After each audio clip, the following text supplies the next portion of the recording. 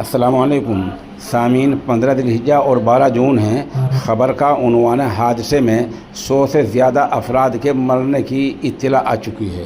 آپ کو پتہ ہی ہے کہ احمد آباد میں گجرات میں آج ایئر انڈیا کا ہوائی جہاز کریش ہو گیا ہے اور یہ دوپہر کے وقت کریش ہوا ہے، اور اس میں جو دھواں لوگوں اٹھتا نظر آیا ہے اور لاشیں سڑکوں پر بکھری پڑی ہیں۔ ایک عالم یہ ہو کہ جو اسپتال جو میڈیکل کالج ہے اس کے میز پر یہ ہوائی جہاز گرا ہے، اور خدشہ کچھ ایسا ہو سکتا ہے کہ کچھ MBBS کے طلباء کی جان نہ چلی گئی ہو، اس کی بھی جانچ کی جا رہی ہے۔